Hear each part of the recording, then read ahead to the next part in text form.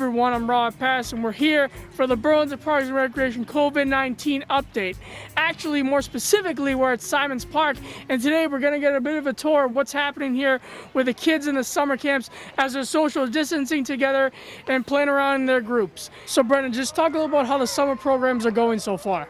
We're in week 2 of our summer programs, and we've been talking about them for a couple months now, I feel like, Robert, and we're finally into them.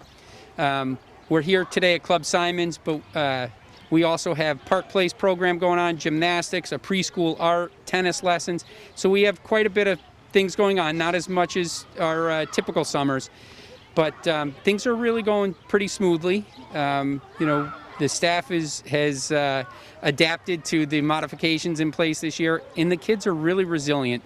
They're right in, having a good time again. They get the social distancing, they get the wearing of the masks, so it's really, it's really gone pretty smoothly. And what are some of the precautions at Club Simonds and the other summer programs? For all of our programs, we start every day with a health screening that's online.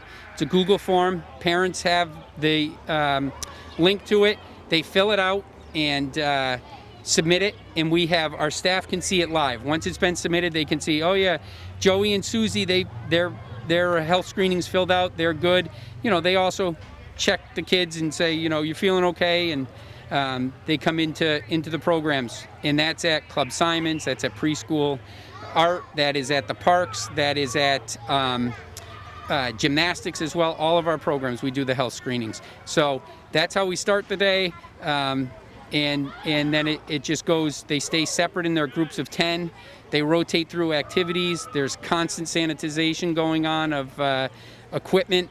And then they do a deep cleaning every week, once a week. A big deep cleaning, and they clean stuff at the end of the day as well. And Brendan, talk a little about the concerts on the Common, children's shows, and movie nights. This is the question you've been waiting for the answer to for a couple months now, right?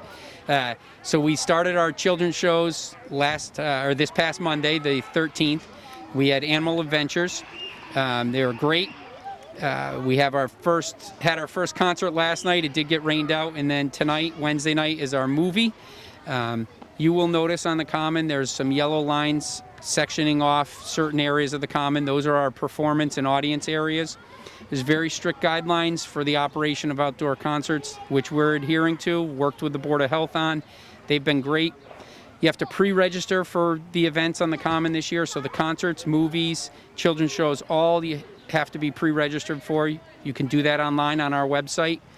Once you do, you'll be put on a list and you'll get a spot when you arrive at the Common.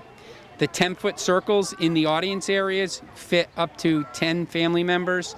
You have to keep your mask on while you're coming to and from the concert. If you're not able to social distance, your mask has to stay on all the time. And we also ask that you don't bring, like any year, you don't bring your pet to the performance. We don't allow pets during our events on the Common. So we have a full schedule. You can see our schedule online. It was released on social media, but you can also go to our website and find the concert and movie schedule there. But we're excited about it. It's really, it's that next little step to getting people back into some kind of typical routine, but it also really signifies summer. Going out, enjoying some music, out on a big grassy area with your family and having a good time. And what should people know before going to all of these events? People should it's very important that they pre-register. So pre-register for the event so we know how many are coming. Again, up to 100, that's our max, and we do have to cut it off at that. And we do ask people that want to just come to the Common and do something else on another part of the Common, just respect the yellow lines. Those are our areas that we have to stay inside of for our audience. And will any of the cancellations be made up later in the year? Yeah, we won't be making them up this year. We have a very limited time frame, and with hopefully back to school, we'll be running into that. So we're not going to be making up any concerts or movies this year.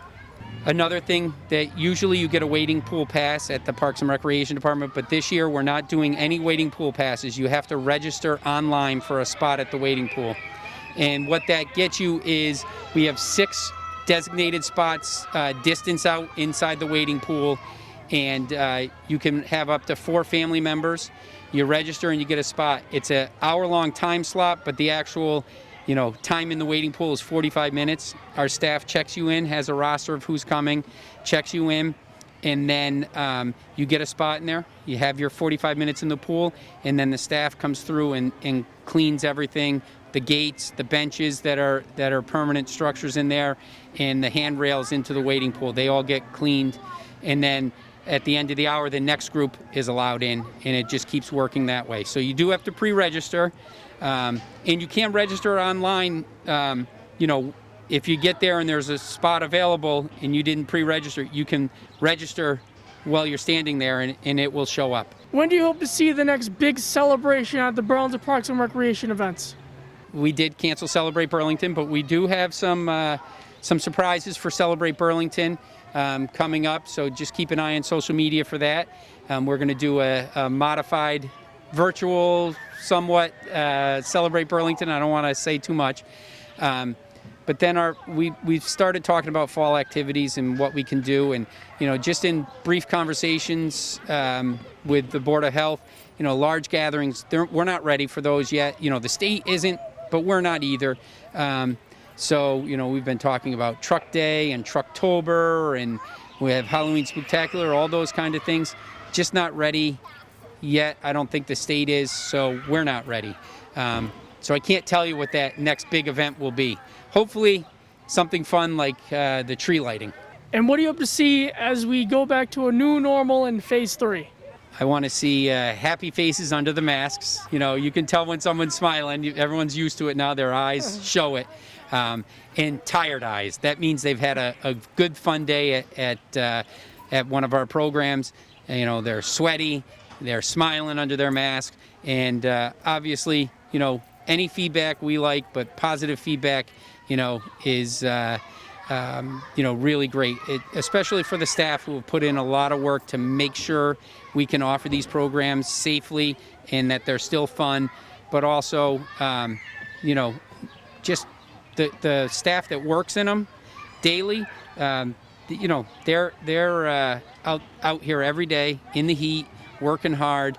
Both the program side and our maintenance side, we have seasonals in that are helping with upkeep of the fields and properties.